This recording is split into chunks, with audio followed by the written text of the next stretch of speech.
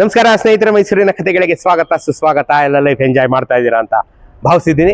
ಬೆಂಗಳೂರಲ್ಲಿ 2 ಕದಿರೇನಹಳ್ಳಿ ಅಂತಿದೆ, ನಿಮ್ಗೆ ತುಂಬ ಚೆನ್ನಾಗಿ ಗೊತ್ತು. ನಮ್ಮ ಬನಶಂಕರಿ ಇರೋ ಕದಿರೇನಹಳ್ಳಿ ಭಾಳ ಫೇಮಸ್, ನಿಮಗೆಲ್ಲ ಗೊತ್ತು. ಕದಿರೇನಹಳ್ಳಿ ಬನಶಂಕರಿ ಹತ್ರ ಇನ್ನೊಂದಿದೆ, ನೆಲಕದಿರೇನಹಳ್ಳಿ ಅಂತ ಇನ್ನೊಂದಿದೆ ನಮ್ಮ 8ನೇ ಮೈಲಿ ಹತ್ರ. ಸೊ 2 ಕದಿರೇನಹಳ್ಳಿ. ಏನು ಕದಿರೇನಹಳ್ಳಿ ಅಂದರೆ, ಕದಿರೇನಹಳ್ಳಿ ಅಂದ್ರೆ ಏನು ಅಂತ ನಮ್ಮ ಜನಪದ ವಿದ್ವಾಂಸರಾದಂಥ ನಮ್ಮ ಆತ್ಮೀಯ ಸ್ನೇಹಿತರು ಹಿರಿಯರು ಆದಂಥ ಡಾಕ್ಟರ್ ವಡ್ಗೆರೆ ನಾಗರಾಜ ಅವರು ನಮ್ಮ ಜೊತೆ ಇದ್ದಾರೆ. ಅವ್ರ ಬಾಯಿಂದ ಕೇಳಿದ್ರು ಬಹಳ ಸೊಗಸು. ಸರ್ ನಮಸ್ಕಾರ. ನಮಸ್ಕಾರ ಸರ್. ಈಗ ತಾವು ಈ ಕದಿರೇನಹಳ್ಳಿ ಬಗ್ಗೆ ಏನು, ಕದಿರೇನಹಳ್ಳಿ ಹೆಂಗೆ, ಈ ಪದೋತ್ಪತ್ತಿ ಹೇಗಾಯ್ತು ಅಂತ ನಮ್ಮ ವೀಕ್ಷಕರಿಗೆ ಹೇಳಿ. ಪ್ರೀತಿಯ ವೀಕ್ಷಕರೇ, ನಾನು ವಡ್ಡಗೆರೆ ನಾಗರಾಜಯ್ಯ ಅಂತ, ನಮ್ಮ ಧರ್ಮೇಂದ್ರ ಕುಮಾರ್ ಸರ್ ಆತ್ಮೀಯ ಗೆಳೆಯರು. ಮೈಸೂರಿನ ಕಥೆಗಳು ಕುರಿತು ತುಂಬಾ ಸರಣಿಗಳನ್ನ ನಿಮಗೆ ಹೇಳ್ತಾ ಬಂದಿದ್ದಾರೆ. ಇವತ್ತು ವಿಶೇಷವಾಗಿ ಕದಿರೇನಹಳ್ಳಿ ಮತ್ತು ನೆಲಗದಿರನಹಳ್ಳಿ ಇವುಗಳ ಅರ್ಥ ಏನು ಅಂತ ಹೇಳ್ಬಿಟ್ಟು ನಾನು ತಿಳಿಸೋದಕ್ಕೆ ಇಷ್ಟಪಡ್ತೇನೆ. ಈಗ ಕದಿರೇನಹಳ್ಳಿ, ಕದಿರು ಅನ್ನುವಂಥದ್ದು ಮೂಲ ಪದ. ಕದಿರು ಅಂದರೆ ಅರ್ಥ ಬೆಳಕು.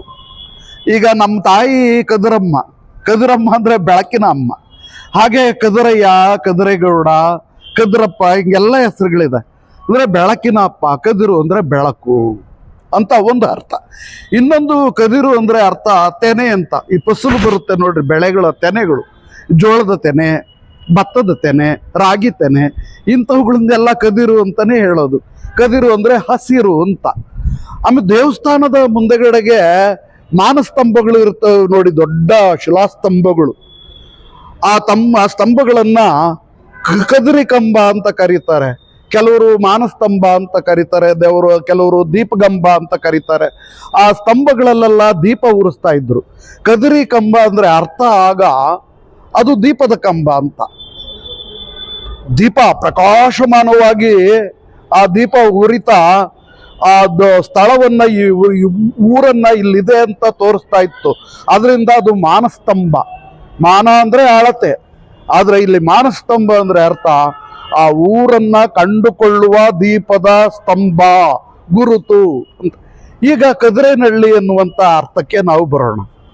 ಕದಿರು ಅಂದ್ರೆ ಸರ್ ಬೆಳಕು ಅಂತ ನಾನು ಈಗಾಗಲೇ ಹೇಳಿದ್ನಲ್ಲ.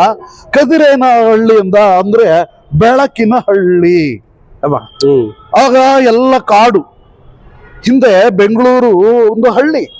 ಈ ಹಳ್ಳಿ ದೊಡ್ಡದಾಗಿ ಎಲ್ಲಾ ಹಳ್ಳಿಗಳನ್ನ ಕೂಡ್ಕೊಳ್ತಾ ತಾನೇ ದೊಡ್ಡ ಮೆಟ್ರೋಪಾಲಿಟನ್ ಸಿಟಿ ಆಗಿರೋದು.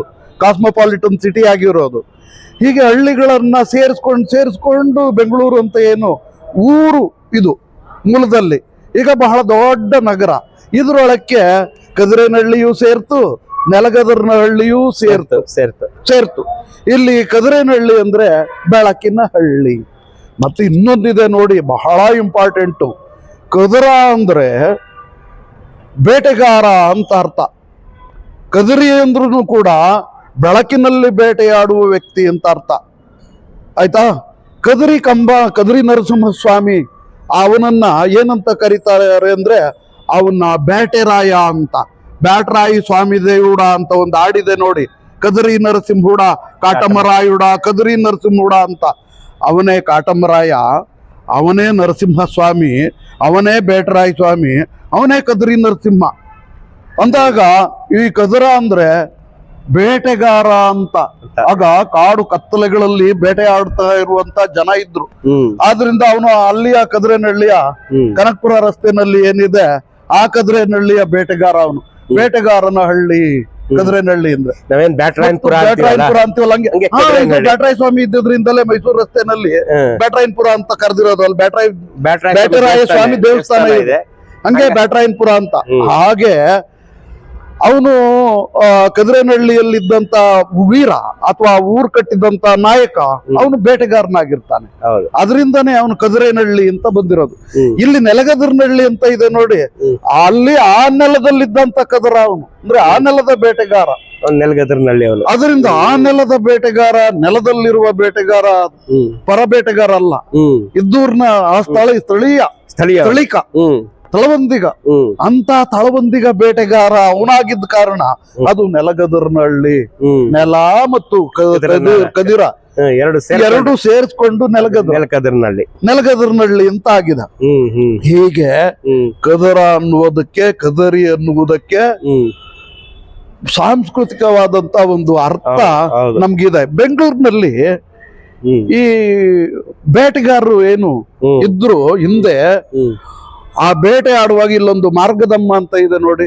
ಈ ಮಾರ್ಗಕ್ಕೆ ಒಂದು ಅಮ್ಮ ಅಂದ್ರೆ ಪುರದೇವತೆ.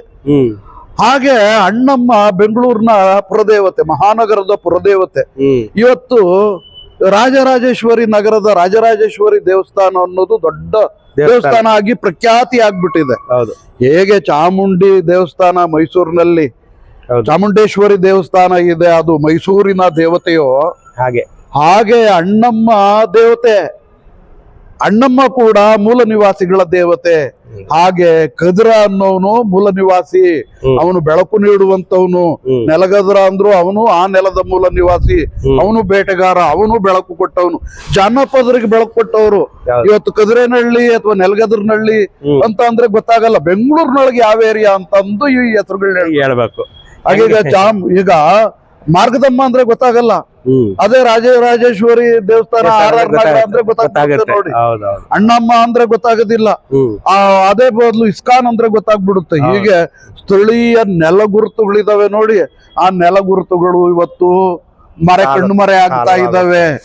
ನೆಲಗುರುತುಗಳನ್ನ, ಆ ನೆಲದ ಮಹಿಮೆಯನ್ನ, ಆ ನೆಲದ ಮೂಲದ ಗುರುತುಗಳನ್ನ ಏನೋ ತಿಳಿಸೋದ್ರಲ್ಲಿ, ಆ ಗುರುತುಗಳನ್ನ ಕಂಡುಕೊಳ್ಳೋದ್ರಲ್ಲಿ ಬಹಳ ದೊಡ್ಡ ಜವಾಬ್ದಾರಿಯನ್ನ ನಮ್ಮ ಧರ್ಮೇಂದ್ರ ಕುಮಾರ್ ಅವರು ನೆರವೇರಿಸ್ತಾ ಇದ್ದಾರೆ.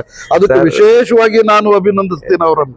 ಯಾಕೆ ನಿಮ್ಮನ್ನ ಅಭಿನಂದಿಸ್ತೀನಿ, ನಿಮ್ಮನ್ನ ಗೌರವಿಸ್ತೀನಿ, ಪ್ರೀತಿಸ್ತೀನಿ ಅಂದ್ರೆ, ಒಬ್ಬ ವಿಶ್ವವಿದ್ಯಾಲಯದ ಘನ ಪ್ರಾಧ್ಯಾಪಕರ ಕರ್ತವ್ಯವನ್ನ ನೀವು ಒಬ್ಬ ವಿಜ್ಞಾನದ ವಿದ್ಯಾರ್ಥಿಯಾಗಿ ನೆರವೇರಿಸ್ತಾ ಇದ್ರು. ನೀವು ಸಾಹಿತ್ಯದ ವಿದ್ಯಾರ್ಥಿಯೂ ಅಲ್ಲ, ನನ್ನ ತರ ಸಾಹಿತ್ಯದ ವಿದ್ಯಾರ್ಥಿ ಅಲ್ಲ, ಮತ್ತು ಚರಿತ್ರೆಯ ವಿದ್ಯಾರ್ಥಿಯೂ ನೀವಲ್ಲ. ಆದರೆ ನೀವು ಚರಿತ್ರೆಗೆ ತೋರಿಸುವಂತ ಶಿಸ್ತು ಮತ್ತು ಈ ತರದ ನೆಲದ ಗುರುತುಗಳನ್ನ ಕಂಡುಕೊಂಡು ಸಾಮಾನ್ಯ ಜನಸಾಮಾನ್ಯರಿಗೆ ವಿಷಯಗಳನ್ನ ವಿಶದಪಡಿಸಿ ತಿಳಿಸ್ಕೊಡುವಂತ ಬಗೆ, ಅದು ನನಗೆ ನಿಮ್ಮ ಬಗ್ಗೆ ಬಹಳ ದೊಡ್ಡ ಅಭಿಮಾನವನ್ನ ಉಂಟು ಮಾಡಿದೆ ಸರ್. ನೋಡಿ, ಯಾಕಂದ್ರೆ ಕದಿರೇನಹಳ್ಳಿ ಅಂದ್ರೆ ಕದಿರೇನಹಳ್ಳಿಯಲ್ಲಿರೋ ಜನರಿಗೆ ಗೊತ್ತಿರಲ್ಲ ಅದರ ಅರ್ಥ. ಕದಿರು ಅಂದ್ರೆ ಮಿಂಚು, ಕದಿರು ಅಂದ್ರೆ ಪ್ರಕಾಶಮಾನ, ಕದಿರು ಅಂದ್ರೆ ಬೆಳಕು, ಪ್ರಜ್ವಲನ, ಕದಿರು ಅಂದ್ರೆ ನಕ್ಷತ್ರ ಪುಂಜ, ಕದಿರು ಅಂದ್ರೆ ಈಗ ಫಸಲಿನ ತೆನೆಗಳು. ಕದಿರ ಅಂದ್ರೆ ಬೇಟೆಗಾರ, ಕದಿರ ಅಂದ್ರೂ ಬೇಟೆಗಾರ. ಕದಿರೇನಹಳ್ಳಿ ಅಂತ ಅಂದಾಗ ಅಂತ ಬೆಳಕಿನ ಹಳ್ಳಿ ಅಂತ, ಬೆಳಕು ಕೊಟ್ಟವರ ಹಳ್ಳಿ ಅಂತ, ಅಥವಾ ಬೇಟೆಗಾರನ ಹಳ್ಳಿ ಅಂತ. ಹಾಗೆ ನೆಲಗದರ್ನಹಳ್ಳಿ ಅಂದ್ರೂ ಕೂಡ ಆ ನೆಲದಲ್ಲಿ ಬೆಳಕು ಕೊಟ್ಟವರ ಹಳ್ಳಿ ಅಂತ, ಮತ್ತು ಆ ನೆಲದ ಬೇಟೆಗಾರರಿರುವ ಹಳ್ಳಿ ಅಂತ ಹಿಂಗೆ ಅರ್ಥ. ಕೇಳಿದ್ರಲ್ಲ ಸ್ನೇಹಿತರೆ, ಹಿಂಗೆ ಈಗ ಬ್ಯಾಟರಾಯನಪುರ ಹೇಗೆ ಬ್ಯಾಟರಾಯ ಸ್ವಾಮಿ ಇದ್ದಂತ ಊರು ಬ್ಯಾಟರಾಯನಪುರ ಆಯ್ತು, ಕದಿರಯ್ಯ ಸ್ವಾಮಿ ಅಥವಾ ಕದಿರಿ ನರಸಿಂಹುಡ ಎಷ್ಟು ಚೆನ್ನಾಗಿ ಅದನ್ನ ಹೇಳಿದ್ರು. ಕಾಟಮರಾಯುಡ ಕದಿರಿ ನರಸಿಂಹುಡ ಅಂತ ಒಂದು ಹಾಡೇ ಇದೆ, ಒಂದು ಪದ್ಯನೇ. ಹೌದು. ಸೊ ಈ ಕಾಟಮರಾಯ, ಕದಿರಿ ನರಸಿಂಹ ಇವರೆಲ್ಲ ಒಂದೇ. ಆ ಕದಿರಿ ನರಸಿಂಹನೇ ಕದಿರಯ್ಯ. ಸೊ ಕದಿರಯ್ಯ ಇದ್ದಂತ ಊರು ಕದಿರೇನಹಳ್ಳಿ ಆಯ್ತು, ನೆಲಗದ್ರಯ್ಯ ಇದ್ದಂತ ಊರು ನೆಲಗದ್ರನಹಳ್ಳಿ ಆಯ್ತು ಅಂತ ನಮ್ಮ ಜನಪದ ವಿದ್ವಾಂಸ ಡಾಕ್ಟರ್ ವಡ್ಗೆರೆ ನಾಗರಾಜಯ್ಯ ಅವರು ಎಷ್ಟು ಸುಲಭವಾಗಿ ಸರಳವಾಗಿ ನಮ್ಮೆಲ್ರಿಗೂ ಅರ್ಥ ಆಗೋ ತರ ಹೇಳ್ಕೊಟ್ಟಿದ್ದಾರೆ. ಇವರಿಂದ ಇನ್ನಷ್ಟು ಮತ್ತಷ್ಟು ಇದು ಜ್ಞಾನದ ಗಣಿ, ಇದು ಹೆಕ್ಕದಷ್ಟು ಬರ್ತಾನೆ ಇರುತ್ತೆ. ಸೊ ಇನ್ನಷ್ಟು ಇವರಿಂದ ಮತ್ತಷ್ಟು ಜನಪದ ಕಥೆಗಳನ್ನ ಕೇಳೋಣ ಮುಂದಿನ ದಿನಗಳಲ್ಲಿ ಅಂತ ಹೇಳ್ತಾ ಇವತ್ತು ನಿಮ್ಗೆ ನಮಸ್ಕಾರ.